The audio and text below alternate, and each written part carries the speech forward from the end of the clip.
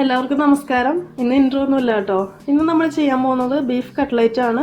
അപ്പോൾ അതിനായിട്ട് ഞാനിവിടെ ഒരു 1/2 കിലോ ബീഫ് നന്നായിട്ട് വേവിച്ചെടുത്തിട്ടുണ്ട്. ഇത് വേവിക്കാൻ നേരത്തെ ഇതിലേക്ക് ഒരു 1/4 ടീസ്പൂൺ മഞ്ഞൾപ്പൊടി, 1/2 ടീസ്പൂൺ കുരുമുളക് പൊടി, ആവശ്യത്തിനുള്ള ഉപ്പും ചേർത്തിട്ട് നന്നായിട്ട് വേവിച്ചെടുത്തതാണ്. അതിനുശേഷം മിക്സിയുടെ ചെറിയ ജാറുണ്ടല്ലോ, അതിൽ ജസ്റ്റ് ഒന്ന് കറക്കിയെടുക്കുക. അപ്പോൾ ഇതുപോലെ തന്നെ കിട്ടും. അതുപോലെ കുറച്ച് പൊട്ടാറ്റോ ഞാനിവിടെ പുഴുങ്ങി പൊടിച്ച് വെച്ചിട്ടുണ്ട്. ഇതിൻ്റെ അളവ് പറയുകയാണെങ്കിൽ ഒരു 250-300 ഗ്രാം ഉണ്ട്. അപ്പോൾ ഇതും നേരത്തെ പറഞ്ഞ പോലെ തന്നെ നന്നായിട്ട് വാഷ് ചെയ്തിട്ട് കുറച്ച് വെള്ളത്തിൽ ഒന്ന് പുഴുങ്ങിയെടുക്കുക. അതിനുശേഷം ഫോർക്കോ അല്ലെങ്കിൽ കൈ കൊണ്ടോ ജസ്റ്റ് ഇതുപോലെ തന്നെ ഉടച്ചെടുക്കുക. അപ്പോൾ ഇതിൽ ചെയ്യുന്ന നമ്മുടെ മെയിൻ കാര്യങ്ങളൊക്കെ, അതായത് പൊട്ടാറ്റോയും ബീഫും വേവിച്ച് ഇതുപോലെ ചെയ്ത് എടുത്തുകൊണ്ട് അധികം പണിയൊന്നുമില്ല. ഇനിയിപ്പോൾ ഇത് മസാല ഉണ്ടാക്കുക, എന്നിട്ട് കട്ട്ലേറ്റിൻ്റെ ഷേപ്പിൽ ഉരുട്ടിയെടുക്കുക. അതിനുശേഷം ഫ്രൈ ചെയ്തെടുക്കുക. അപ്പോൾ നമുക്ക് മസാല ഉണ്ടാക്കി തുടങ്ങാം. അപ്പോൾ ചൂടായ ഒരു പാനിലേക്ക് നമുക്കൊരു 2 ടേബിൾ സ്പൂൺ ഓയിൽ ഒഴിച്ചു കൊടുക്കാം. എണ്ണ ചൂടായി വരുമ്പോൾ അതിലേക്ക് നമുക്കൊരു 2 ചെറിയ സവാള കട്ട് ചെയ്തത് ഇട്ട് കൊടുക്കാം. അതിൻ്റെ കൂടെ 1 ടീസ്പൂൺ ഇഞ്ചി വെളുത്തുള്ളി പേസ്റ്റ് ഇട്ട് കൊടുക്കുക. പിന്നെ കുറച്ച് കറിവേപ്പിലയും കൂടി ഇട്ട് കൊടുക്കുക. കറിവേപ്പിലൊക്കെ ചെറുതായിട്ട് കട്ട് ചെയ്തെടുക്കുക കേട്ടോ, ഫുള്ളായിട്ട് തന്നെ ഇടരുത്, ചെറുതായിട്ട് കട്ട് ചെയ്തിടും.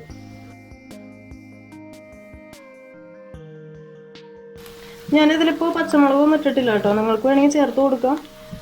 അതുപോലെ തന്നെ അങ്ങനെ പച്ചമുളക് ചേർക്കുകയാണെങ്കിൽ നമ്മളിതിലിപ്പോൾ ചേർക്കാൻ പോകുന്ന മുളക് പൊടിയുടെ അളവ് മാറ്റം വരുത്തി കൊടുക്കുക. അതുപോലെ തന്നെ പച്ചമുളക് ചേർക്കുമ്പോൾ ചെറുതായിട്ട് കട്ട് ചെയ്തിട്ട് വേണം കേട്ടോ ഇടാനായിട്ട്. അപ്പോൾ ഇതൊരു ബ്രൗൺ ഷെയ്ഡ് ആവുന്ന വരെ വഴറ്റിയെടുക്കുക. അതിനുശേഷം നമുക്ക് പൊടികൾ ചേർത്ത് കൊടുക്കാം. അപ്പോൾ നമ്മുടെ സവാള ബ്രൗൺ ഷെയ്ഡ് ആയി തുടങ്ങിയിട്ടുണ്ട്. ഈ സമയത്ത് നമുക്കിതിലേക്ക് പൊടികൾ ചേർത്ത് കൊടുക്കാം. 1/4 ടീസ്പൂൺ മഞ്ഞൾപ്പൊടി, 1 ടീസ്പൂൺ കുരുമുളക് പൊടി, 1/2 ടീസ്പൂൺ കാശ്മീരി ചില്ലി പൗഡർ. ഇനി നന്നായിട്ടൊന്ന് മൂപ്പിച്ചെടുക്കുക. അപ്പോൾ മുളക് പൊടിയുടെ ഒക്കെ, അതായത് കുരുമുളകിൻ്റെ മുളക് പൊടിയുടെ ഒക്കെ അളവ് നിങ്ങൾക്ക് വേണമെങ്കിൽ മാറ്റം വരുത്തി കൊടുക്കുക കേട്ടോ. അതായത് കൂടുതൽ വേണമെങ്കിൽ കൂടുതൽ ചേർക്കാം, കുറവ് മതിയെങ്കിൽ കുറവ് ചേർത്താൽ മതി. നമ്മൾ ഓൾറെഡി ഒരു 1/2 ടീസ്പൂൺ കുരുമുളക് പൊടി ഇട്ടിട്ടാണ് ബീഫൊക്കെ വേവിച്ചെടുത്തത്. അപ്പോൾ അതും കൂടെ കണക്കാക്കിയിട്ട് വേണം ചേർത്ത് കൊടുക്കാനായിട്ട്. അപ്പോൾ നമ്മുടെ പൊടികളൊക്കെ മൂത്ത് വന്നിട്ടുണ്ട്. ഈ സമയത്ത് നമുക്കിതിലേക്ക് ബീഫ് ഇട്ട് കൊടുക്കാം. ബീഫിലൊട്ടും വെള്ളം പാടില്ല കേട്ടോ. വെള്ളം ഉണ്ടെങ്കിൽ പിന്നെ അത് നമുക്ക് ലാസ്റ്റ് ഷേപ്പ് ചെയ്തെടുക്കാനൊക്കെ ഭയങ്കര ബുദ്ധിമുട്ടായിരിക്കും. അപ്പോൾ മാക്സിമം വെള്ളം ഇല്ലാതെ തന്നെ എടുക്കുക.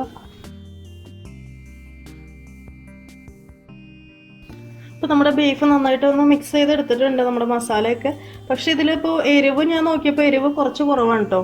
കാരണം ഇനിയിപ്പോൾ നമ്മൾ പൊട്ടാറ്റോ ഒക്കെ ചേർക്കുമ്പോൾ ഒട്ടും എരിവ് തോന്നില്ല. അപ്പോൾ അതുകൊണ്ട് 1 ടീസ്പൂൺ കുരുമുളക് പൊടിയും കൂടെ ഞാൻ ഇത് ചേർക്കുകയാണ്. നിങ്ങൾ നോക്കിയിട്ട് നിങ്ങളുടെ ഒരു ടേസ്റ്റിനനുസരിച്ചിട്ട് ഇട്ട് കൊടുക്കുക കേട്ടോ.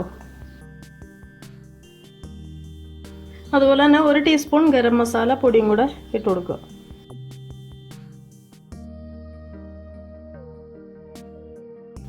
നിങ്ങളിങ്ങനെ ഇതുപോലെ മിക്സ് ചെയ്തെടുക്കുമ്പോൾ ഡ്രൈ ആയിട്ട് ഫീൽ ചെയ്യുന്നുണ്ടെങ്കിൽ, അതായത് ഇപ്പോൾ ഇതിലിപ്പോൾ എണ്ണയുടെ ഒരു കുറവ് ഫീൽ ചെയ്യുന്നുണ്ട്, പക്ഷേ അത് കുഴപ്പമില്ല കേട്ടോ. കാരണം അധികം എണ്ണ ഒന്നും ചേർക്കണ്ട. കാരണം അധികം എണ്ണ ചേർത്ത് വന്നു കഴിഞ്ഞാൽ നമുക്കിത് ഷേപ്പ് ചെയ്തെടുക്കാനൊക്കെ ഭയങ്കര ബുദ്ധിമുട്ടായിരിക്കും. അപ്പോൾ അതുകൊണ്ട് ഈ ഒരു എണ്ണ തന്നെ മതി. ആദ്യം നമ്മൾ ഒഴിച്ചില്ലേ 2 ടേബിൾ സ്പൂൺ, അല്ലെങ്കിൽ മാക്സിമം 3 ടേബിൾ സ്പൂൺ വരെ ആവാം. അതിൽ കൂടുതൽ ഒഴിക്കണ്ട കേട്ടോ. ഇപ്പോൾ ഒരു 5 മിനിറ്റ് കഴിഞ്ഞിട്ടുണ്ട് കേട്ടോ. നമ്മുടെ ബീഫിലേക്ക് നന്നായിട്ട് മസാലയൊക്കെ പിടിച്ചിട്ടുണ്ട്. ഇനി നമുക്കിതിലേക്ക് പൊട്ടാറ്റോ ചേർത്ത് കൊടുക്കാം.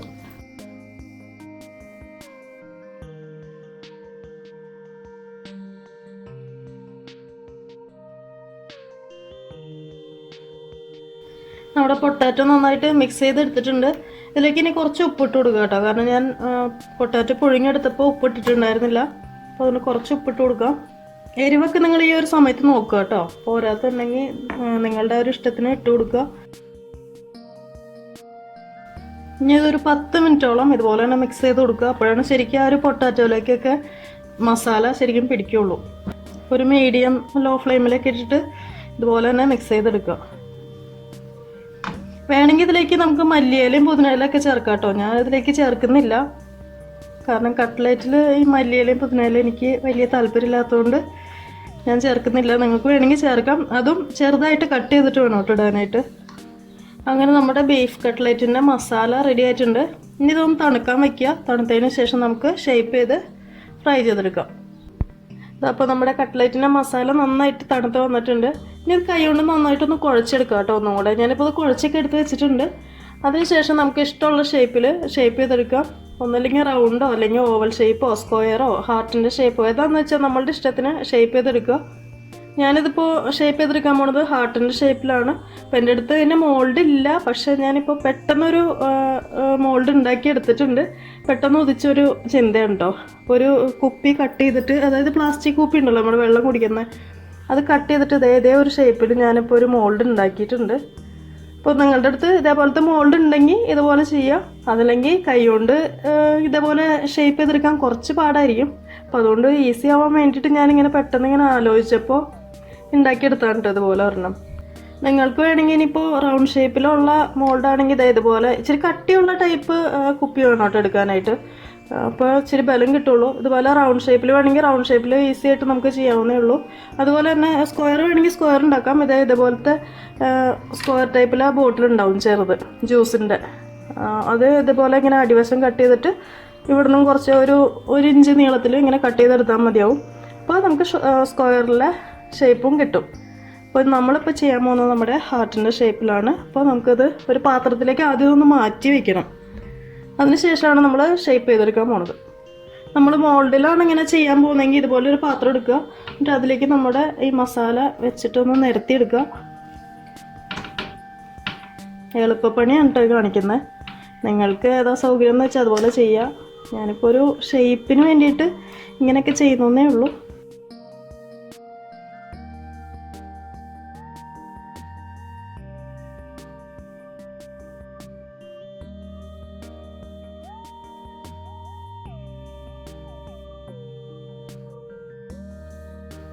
ഇനി നമ്മുടെ ഈ മോൾഡ് എടുത്തിട്ട് ഇതിൻ്റെ മുകളിലായിട്ട് ഇതുപോലെ വെച്ചിട്ട് പതുക്കെ ഒന്ന് പ്രസ് ചെയ്യുക താഴേക്ക്. അതിനുശേഷം ഇതുപോലെ പൊക്കിയെടുക്കുക. വീണ്ടും ഇതുപോലെ തന്നെ അടുത്ത കട്ട്ലേറ്റിനുള്ള ഷേപ്പ് ചെയ്തെടുക്കുക.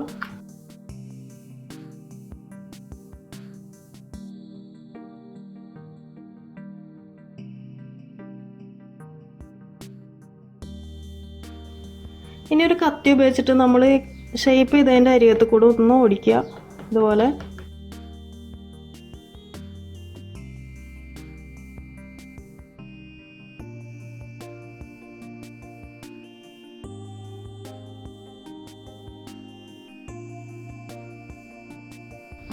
ഇതുപോലെ എടുക്കുക. എന്നിട്ട് ജസ്റ്റ് ഒന്ന് കൈ കൊണ്ട് ഇതുപോലെ ഒന്ന് ഷേപ്പ് ചെയ്ത് കൊടുത്താൽ മതി.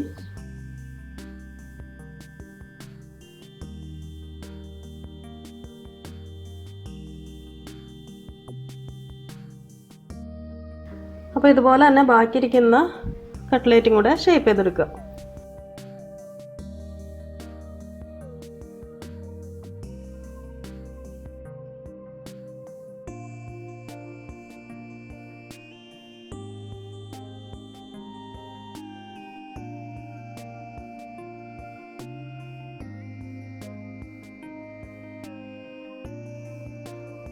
അപ്പോൾ നമ്മുടെ കട്ട്ലേറ്റ് എല്ലാം ഇതുപോലെ ഷേപ്പ് ചെയ്ത് എടുത്തിട്ടുണ്ട്.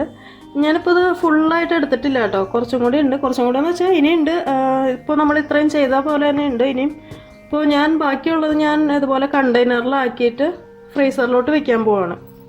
അപ്പോൾ നിങ്ങൾക്ക് വേണമെങ്കിൽ ഇതുപോലെ കട്ട്ലേറ്റ് ഫ്രിഡ്ജിൽ സൂക്ഷിക്കാവുന്നേ ഉള്ളൂ. കുറേയൊക്കെ ഉണ്ടാക്കുകയാണെങ്കിൽ ഇതുപോലെ തന്നെ ഷേപ്പ് ചെയ്തെടുക്കുക. അതിനുശേഷം എഗ്ഗിൻ്റെ ബാറ്ററിൽ മുക്കുക. എന്നിട്ട് ബ്രെഡ് ക്രംസിൽ കോട്ട് ചെയ്തതിന് ശേഷം ഇതുപോലുള്ള കണ്ടെയ്നറിൽ നിരത്തി വയ്ക്കുക. എന്നിട്ട് അതിന് മുകളിലായിട്ട് ഇതുപോലത്തെ ക്ലിംഗ് റാപ്പോ, ഇതിപ്പോൾ ക്ലിംഗ് റാപ്പാണ്, ഇതുപോലത്തെ ക്ലിംഗ് റാപ്പോ അതല്ലെങ്കിൽ ഇതുപോലത്തെ വാക്സ് പേപ്പർ ഉണ്ടല്ലോ അതായാലും കട്ട് ചെയ്തിട്ട് ഇട്ട് കൊടുത്താൽ മതിയാവും. ഇതിപ്പോൾ നമ്മൾ കേക്കിൻ്റെ ടിന്നിന് താഴെ ഇടുന്ന പേപ്പറാണ്. ഇതും നമ്മൾ റൗണ്ട് ഷേപ്പിലാണെങ്കിൽ റൗണ്ട് ഷേപ്പിൽ, സ്ക്വയറിലാണെങ്കിൽ അതേപോലെ കട്ട് ചെയ്തിട്ട് അതിന് മുകളിലായിട്ട് വയ്ക്കുക. വീണ്ടും അതുപോലെ തന്നെ ബാക്കിയുള്ള കട്ട്ലേറ്റ് നിരത്തുക. അങ്ങനെ വെച്ചാൽ മതി. അപ്പോൾ അതുപോലെ നമുക്ക് ഫ്രീസറിൽ സൂക്ഷിക്കാവുന്നേ ഉള്ളൂ. ഫ്രീസറിൽ വെക്കുകയാണെങ്കിൽ ഏകദേശം 1.5-2 മാസത്തോളം എന്തായാലും ഇരിക്കും കേട്ടോ. 2 മാസം അല്ലെങ്കിലും 1.5 മാസം മസ്റ്റായിട്ട് ഇരിക്കും. അപ്പോൾ നമ്മളത് വെക്കുന്ന പോലെ ഇരിക്കും. അതായത് ഇതുപോലെ നല്ല എയർ ടൈറ്റ് കണ്ടെയ്നറിൽ ഇപ്പോൾ പറഞ്ഞ പോലെ തന്നെ ക്ലിംഗ് റാപ്പോ അതല്ലെങ്കിൽ വാക്സ് പേപ്പറോ ഒക്കെ ഇട്ടിട്ട് ചെയ്യാവുന്നേ ഉള്ളൂ. അപ്പോൾ നിങ്ങൾ അങ്ങനെ വേണമെങ്കിൽ നിങ്ങൾക്ക് അതുപോലെയും ചെയ്യാം കേട്ടോ. അപ്പോൾ ഞാൻ പറഞ്ഞു തന്നതാണ്. എന്തായാലും 1.5 മാസം എന്തായാലും ഇരിക്കും. ഇനി നമുക്കൊരു ബൗളിലേക്ക് 1 ടേബിൾ സ്പൂൺ കോൺഫ്ലോർ ഇട്ട് കൊടുക്കുക. കോൺഫ്ലോർ ഇല്ലെങ്കിൽ മൈദ ചേർത്താലും മതി കേട്ടോ. അതിലേക്ക് ഒരു മുട്ട പൊട്ടിച്ച് വയ്ക്കുക. എന്നിട്ട് നന്നായിട്ടൊന്ന് ബീറ്റ് ചെയ്തെടുക്കുക. ഈ കോൺഫ്ലോർ അല്ലെങ്കിൽ മൈദ ചേർക്കുന്നത് നമ്മുടെ കട്ട്ലേറ്റ് പൊട്ടി പോവാതിരിക്കാനാണ് കേട്ടോ. ഞാനിതിപ്പോൾ കുറച്ച് അളവിൽ എടുക്കുന്നതുകൊണ്ടാണ് കേട്ടോ. അതായത് ഒരു 3-4 എണ്ണ ഫ്രൈ ചെയ്തെടുക്കണുള്ളൂ, നിങ്ങൾക്ക് കാണിക്കാൻ വേണ്ടി മാത്രം. ബാക്കിയുള്ള ഞാൻ സ്റ്റോർ ചെയ്ത് വെക്കുകയാണ്. 2 ദിവസം കഴിഞ്ഞ് ഇവിടെ ചെറിയൊരു ഫംഗ്ഷൻ ഉണ്ട്, അപ്പോൾ അതിന് വേണ്ടിയിട്ട് ഞാൻ ഉണ്ടാക്കിയപ്പോൾ അതിൻ്റെ ഒരു വീഡിയോ എടുത്തതാണ് ഇപ്പോൾ ബീഫ് കട്ട്ലേറ്റിൻ്റെ. അപ്പോൾ ഞാനിപ്പോൾ ഒരു 5 എണ്ണൊക്കെ ഫ്രൈ ചെയ്യണുള്ളൂ. അപ്പോൾ അതിനനുസരിച്ചിട്ടുള്ള ബാറ്ററാണ് ഞാനിപ്പോൾ എടുത്തത്. അതായത് ഒരു മുട്ടയും പിന്നെ 1 ടേബിൾ സ്പൂൺ കോൺഫ്ലോറും. അപ്പോൾ നിങ്ങൾ ഇത് ഞാനിപ്പോൾ പറഞ്ഞ അതായത് 1/2 കിലോ ബീഫിനുള്ള അളവാണെങ്കിൽ 2 മുട്ടയും അതിനനുസരിച്ചുള്ള കോൺഫ്ലോറും കൂടി ചേർത്ത് മിക്സ് ചെയ്തെടുക്കുക കേട്ടോ. ഇനി കുറച്ച് ബ്രെഡ് ക്രംസ് എടുക്കുക. എന്നിട്ട് നമ്മുടെ കട്ട്ലേറ്റ് ഓരോന്നായിട്ട് എടുക്കുക. എന്നിട്ട് എഗ്ഗിൻ്റെ ബാറ്ററിൽ മുക്കിയതിന് ശേഷം ബ്രെഡ് ക്രംസിൽ കോട്ട് ചെയ്തെടുക്കുക.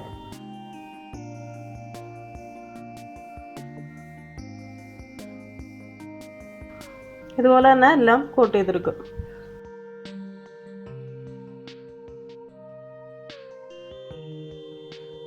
നിങ്ങളിത് ഫ്രീസറിൽ വെക്കുകയാണെങ്കിൽ ഇതുപോലെ തന്നെ വെക്കണം കേട്ടോ. അതായത് എഗ്ഗിൻ്റെ ബാറ്ററിൽ മുക്കിയതിന് ശേഷം ബ്രെഡ് ക്രംസിൽ കോട്ട് ചെയ്തെടുക്കുക. എന്നിട്ട് ഇതുപോലെ തന്നെ കണ്ടെയ്നറിൽ നിരത്തിയിട്ട് വാക്സ് പേപ്പർ വയ്ക്കുക. വീണ്ടും ഇതുപോലെ തന്നെ ബാക്കിയുള്ളതും കൂടെ വയ്ക്കുക. അതായത് ബ്രെഡ് ക്രംസിലും എഗ്ഗിലൊക്കെ മുക്കിയതിന് ശേഷം വേണം കേട്ടോ വയ്ക്കാനായിട്ട്. നമ്മൾ അല്ലെങ്കിൽ ഇത് ആദ്യമേ ഷേപ്പ് ചെയ്തിട്ട് അതുപോലെ വയ്ക്കാൻ പാടില്ല. ഇതുപോലെ എല്ലാം ചെയ്തതിന് ശേഷം നമ്മൾ ഫ്രോസനൊക്കെ ചെയ്യാറില്ലേ, ഫ്രോസൺ ബർഗറൊക്കെ കണ്ടിട്ടില്ലേ, അപ്പോൾ അതുപോലെ തന്നെയാണ് ഇതും ഫ്രീസറിൽ സൂക്ഷിക്കാൻ പറ്റുന്നത്. ഇനി ഇത് നമുക്ക് എണ്ണ ചൂടാക്കിയിട്ട് ഫ്രൈ ചെയ്തെടുക്കാം. അപ്പോൾ നമ്മുടെ എണ്ണ ചൂടാക്കാനായിട്ട് വെച്ചിട്ടുണ്ട്, ചൂടായി വന്നിട്ടുണ്ട്. ഇനി തീ ഒന്ന് മീഡിയം ലോ ഫ്ലെയിമിലേക്ക് മാറ്റുക. അതിനുശേഷം ഇത് ഫ്രൈ ചെയ്തെടുക്കുക. തീ കൂട്ടിയിടരുത്, എപ്പോഴും പറയുന്ന പോലെ തന്നെയാണ്, തീ കൂട്ടിയിടരുത്. തീ കൂട്ടിയിട്ട് കഴിഞ്ഞ് കഴിഞ്ഞാൽ വേഗം കരിഞ്ഞു പോകും. അപ്പോൾ നമുക്കിനി ഇത് ഓരോന്നായിട്ട് എണ്ണയിട്ട് ഫ്രൈ ചെയ്തെടുക്കാം.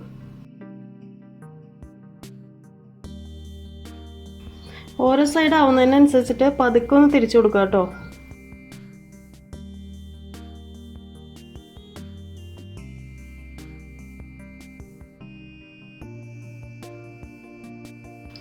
അങ്ങനെ നമ്മുടെ കട്ട്ലേറ്റ് ഏകദേശം റെഡി ആയിട്ടുണ്ട്. ഇത് ഈ ഒരു കളറിൽ ഞാൻ എടുക്കുകയാണ് കേട്ടോ. നിങ്ങൾക്ക് വേണമെങ്കിൽ ഇച്ചിരി കൂടെ ഡാർക്കായിട്ട് വേണമെങ്കിൽ എടുക്കാം. പക്ഷേ ഈ ഒരു കളറിൽ എടുത്തു കഴിഞ്ഞ് കഴിഞ്ഞാൽ നമ്മൾ കറക്റ്റ് കളറിൽ കിട്ടും. ചിലവർക്ക് ഇച്ചിരി കൂടെ ഒരു ഡാർക്ക് ആവണമായിരിക്കും ഇഷ്ടം, അപ്പോൾ നിങ്ങളുടെ ആ ഒരു ഇഷ്ടത്തിന് എടുക്കുക. ഞാനിപ്പോൾ എന്തായാലും ഈ ഒരു കളറിൽ എടുക്കുകയാണ് കേട്ടോ.